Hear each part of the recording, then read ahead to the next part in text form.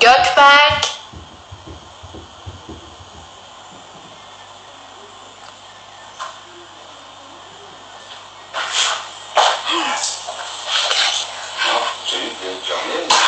Gül.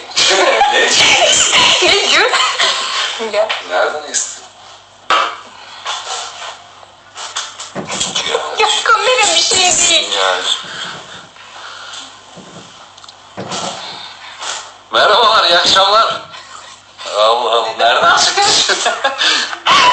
O da benim gibi teknolojiye alışmaya çalışıyor şu an. Bağırarak ulaştığımızı hissediyoruz. Sürpriz oldu şimdi. Alakasız yere, durduk yere. Selamlar dostlar. Saygılar, sevgiler herkese. Yemin ederim. Afiyet olsun. İftarlar yapılıyor.